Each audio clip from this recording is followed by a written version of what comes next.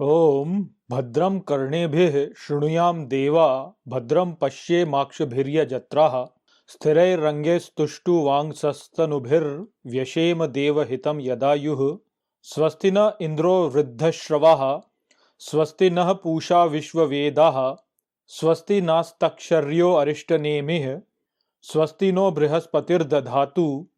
ओम शांतिः शांतिः शांतिः। ओम कल्याणकारी कानों से सुने हे देवताओं, देखें नेत्रों से पूजा करने योग्य, स्थिर अंगों से स्तुति गान करने की तन में आशा करें देवहित द्वारा जो आयु है। कुशल हमें इंद्र तीव्रता के स्वामी, कुशल हमें पूषण विश्व के ज्ञाता, कुशल हमें ताक्षर्य सुरक्षा चक्र, कुशल दो हमें बृहस्पति। ओम शांति शांति शांति। ओम नमः परमात्मने। हरि ओम। पंचम प्रश्न।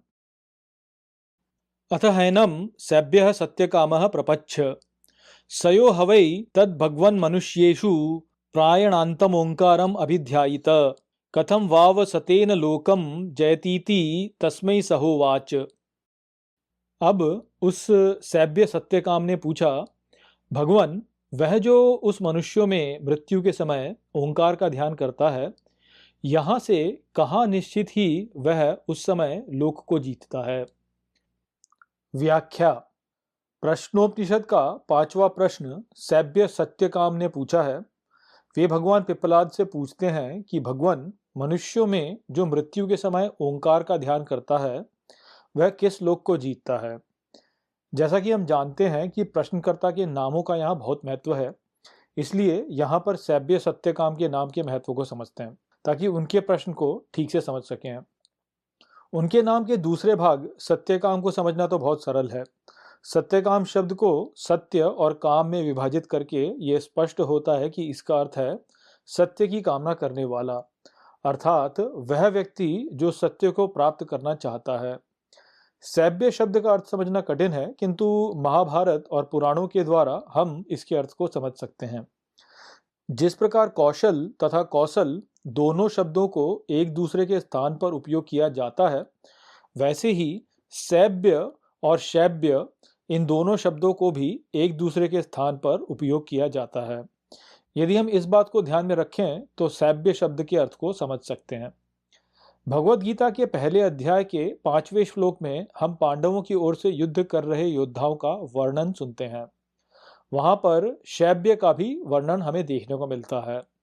महाभारत के युद्ध में भगवान कृष्ण के रथ को खींचने वाले जो 4 अश्व थे, उनमें से एक अश्व का नाम शैव्य था। भगवान कृष्ण की अष्टभार्याओं में से एक मित्रविंदा को शैव्या भी कहा जाता है और कई बार उन्हें शैव्या भी कहा जाता है। अब यदि संस्कृत व्याकरण को देखा जाए तो शैव्य का अर्थ होता है शिवी राज्य का, और इस प्रकार शैव्या का अर्थ होता है शिवी राज्य की। तो ये सभी पात्र जिनका वर्णन हम ग्रंथों में देखते हैं वे सभी शिवी या शिवी राज्य से हैं। महाभारत में हमें शिवी या शिवी देश का वर्णन मिलता है, जहाँ के राजा गोवास की पुत्री देविका का विवाह महाराज युधिष्ठिर से हुआ था। अब मूढ़ व्यक्ति महाभारत को इतिहास तक सीमित करेगा और बोलेगा कि शिवी या शिवी राज्य कोई भौगोलिक क्षेत्र रहा होगा जहाँ के राजा गोवास कोई ऐतिहासिक व्यक्ति थे। परंतु यदि आपने सभी व्याख्याओं को ठीक से सुना है तो आप ऐसी भूल नहीं करेंगे। आप यह समझेंगे कि ये राज्य वास्तव में भौगोलिक स्थान को नहीं अपितु मानसिक स्थिति को दर्शाते हैं, ठीक जैसे हमने कौशल और विदेह राज्य को समझा। जैसा कि हमने समझा कि कौशल और विदेह राज्य कुशलता और विदेह भाव की मानसिक स्थितियां हैं, ठीक उसी प्रकार शिवी राज्य भी मानसिक स्थिति ही है और सभ्य वह व्यक्ति है जो उस स्थिति को प्राप्त है।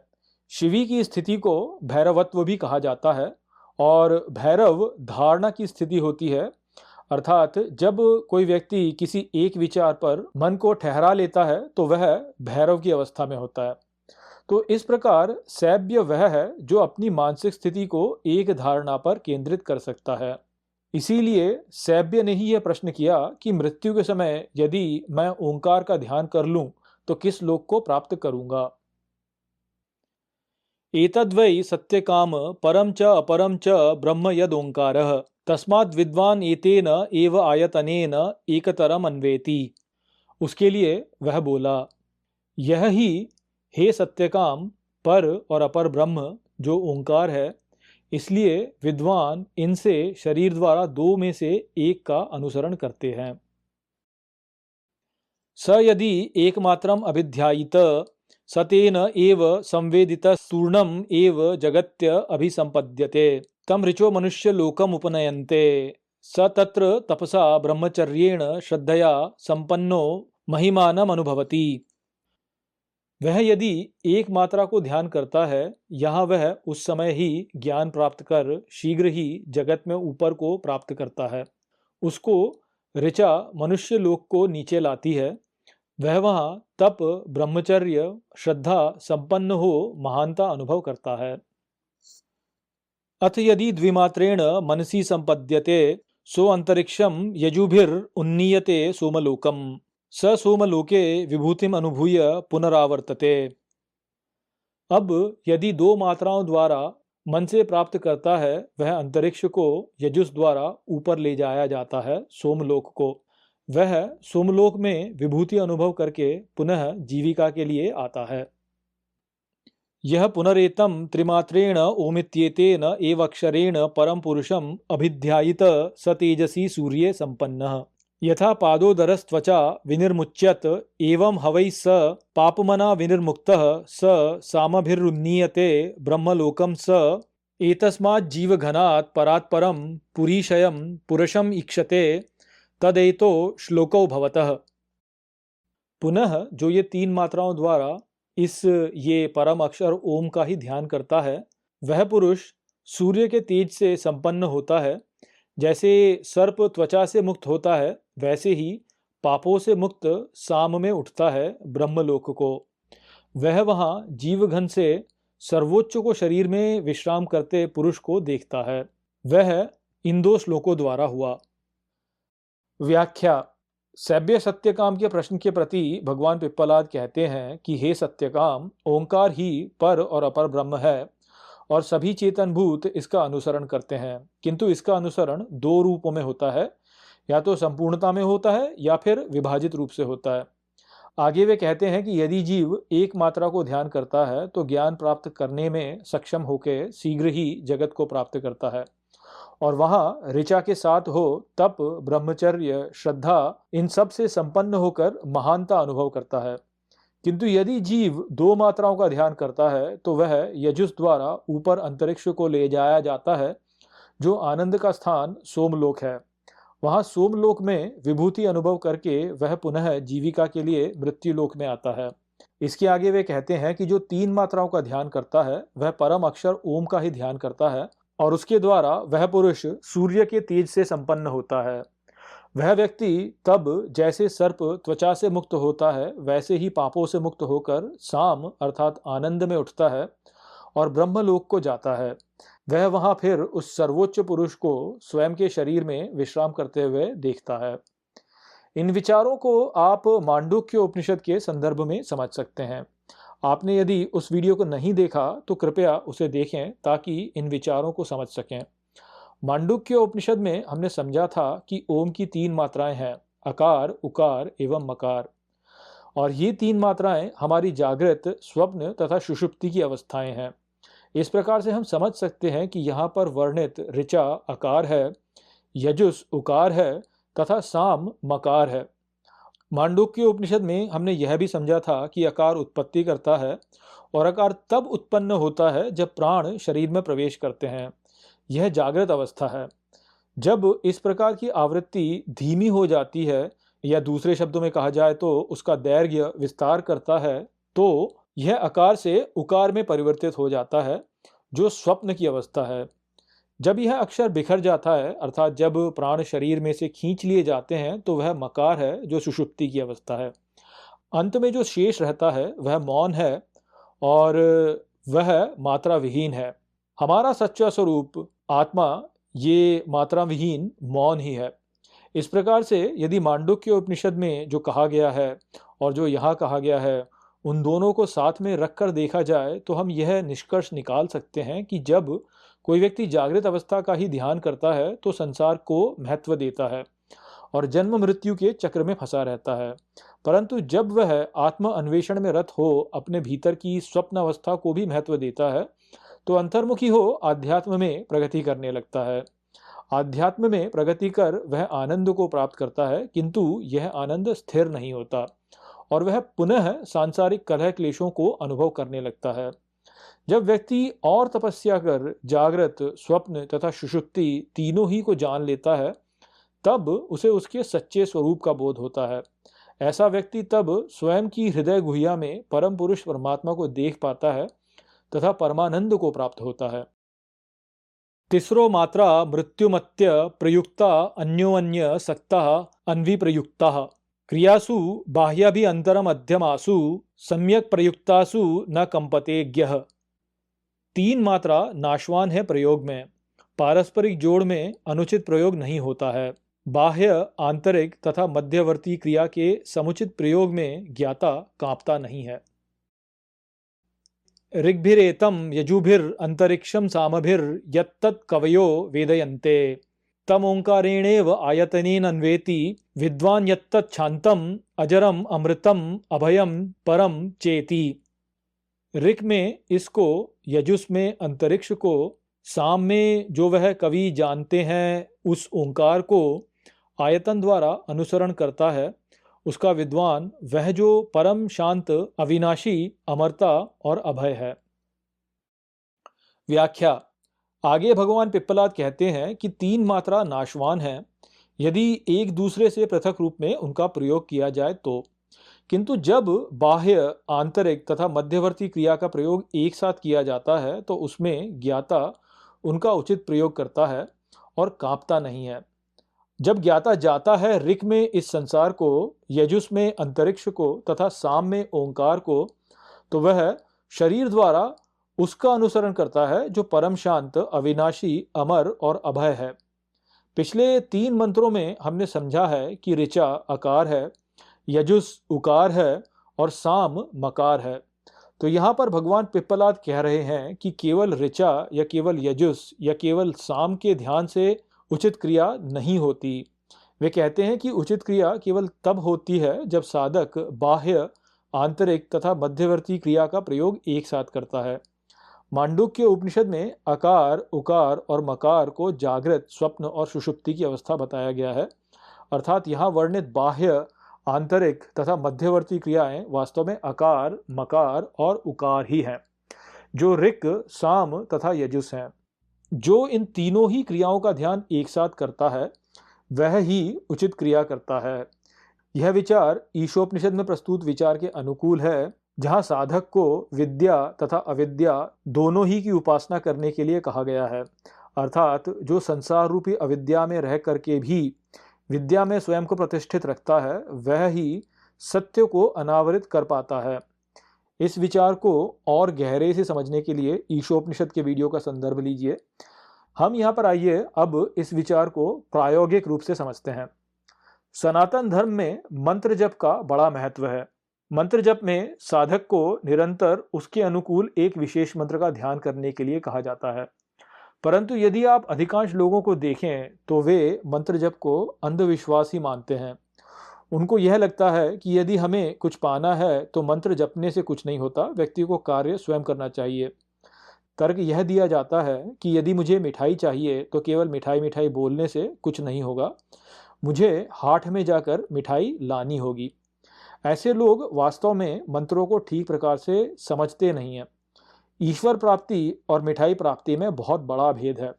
मिठाई केवल इस जगत की वस्तु है और इस प्रकार से केवल एक मात्रा वाली वस्तु है, जबकि ईश्वर सभी मात्राओं से परे है। जब व्यक्ति केवल बाहरी जगत को ही सत्य मानता है तो उसके लिए मंत्र केवल एक ऋचा है, इससे अधिक उसके लिए मंत्र और कुछ नहीं है।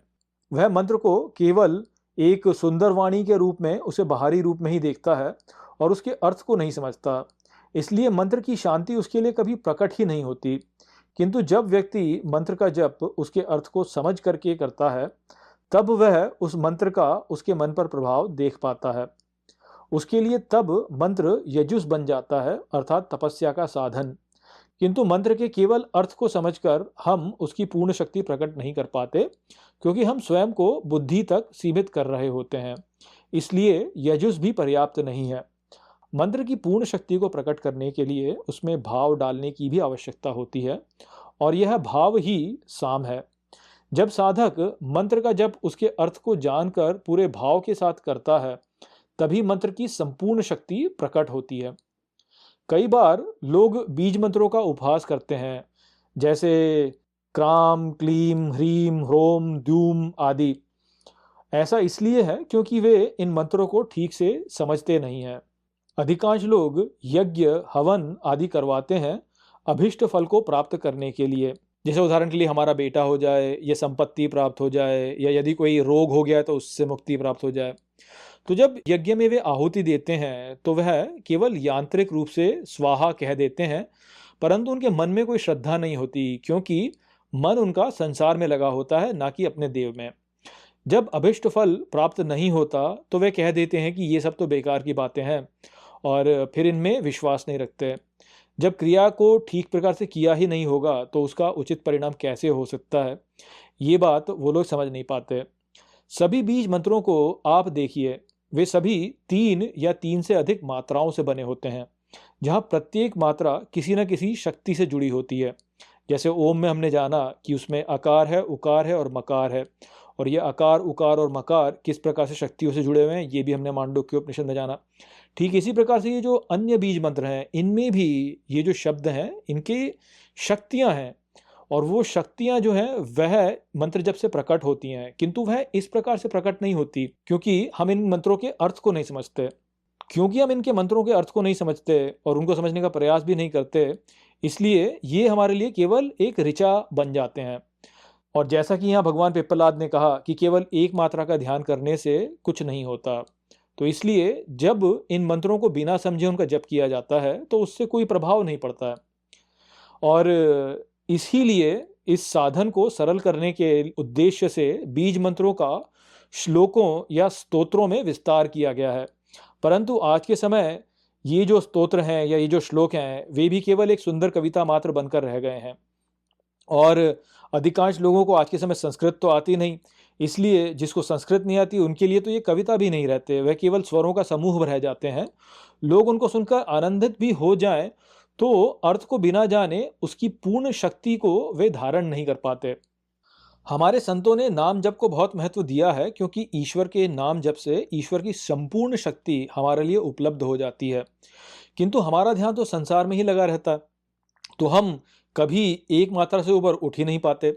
यदि आप राम नाम का जप करते रहें किंतु आपका ध्यान रसगुल्ले पर हो, तो वह ध्यान नाम पर थोड़ी ना हो रहा है, वह तो रसगुल्ले पर हो रहा है। और आगे उस रसगुल्ले से पता नहीं आपका और क्या भोगने का मन हो जाए तो आपका ध्यान फिर और कहीं चला जाएगा। तो जब इस प्रकार से राम नाम का जप किया जाएगा तो उस जप में आनंद कहाँ से मिलेगा। लोग तो यह भी नहीं जानते कि राम नाम का अर्थ क्या है। बिना अर्थ के बस तोते की तरह राम नाम जपते रहते हैं, तो उसमें क्या होगा। लोग रामायण का पाठ करते हैं किंतु उसका लाभ नहीं ले पाते। क्यों? क्योंकि रामायण का पाठ वह केवल उपन्यास के रूप में करते हैं, तो वे भी उनके लिए रिचाई बन के रह जाता है बस। राम नाम के महत्व को समझने के लिए रामायण के संपूर्ण अर्थ को समझिए, तभी आप राम नाम की शक्ति को जान पाएंगे। यदि व्यक्ति राम नाम का जप केवल यांत्रिक रूप से करता है तो उसे केवल ऋचा बना देता है, और यदि राम नाम का जप केवल राम नाम के अर्थ के साथ करता है तो उसे यजुस बना देता है। परंतु यदि व्यक्ति राम नाम का जप राम नाम के अर्थ के साथ उनकी रामायण में वर्णित लीलाओं के रस के साथ करता है, तब भगवान राम की संपूर्ण शक्ति साधक के लिए उपलब्ध हो जाती है। एक बार यह रस व्यक्ति को मिल जाए तो फिर वह राम नाम को कभी नहीं छोड़ेगा, और मृत्यु के समय राम नाम के ध्यान से सीधा साकेत धाम को प्राप्त हो जाएगा। यह ही नाम जप की महिमा है जिसको लोग नहीं समझते। और यहाँ पर भगवान पिप्पलाद उसी विषय में कह रहे हैं कि मृत्यु के समय यदि ओंकार का ध्यान किया जाएगा तो व्यक्ति ओंकार को ही प्राप्त हो जाएगा। ओम भद्रम कर्णेभिः शृणुयाम देवा भद्रम पश्येमाक्षभिर्यजत्राः स्थिरैरङ्गैस्तुष्टुवांसस्तनुभिर्व्यशेम देवहितं यदायुः स्वस्ति न इंद्रो वृद्धश्रवाः स्वस्ति नः पूषा विश्ववेदाः स्वस्ति नास्तक्षर्यो अरिष्टनेमिः स्वस्ति नो बृहस्पतिर्दधातु। ओम शांतिः शांतिः शांतिः। ओम कल्याणकारी कानों से सुने हे देवताओं, देखें नेत्रों से पूजा करने योग्य, स्थिर अंगों से स्तुति गान करने की तन में आशा करें देवहित द्वारा जो आयु है। कुशल हमें इंद्र तीव्रता के स्वामी, कुशल हमें पूषण विश्व के ज्ञाता, कुशल हमें ताक्षर्य सुरक्षा चक्र, कुशल दो हमें बृहस्पति। ओम शांति शांति शांति।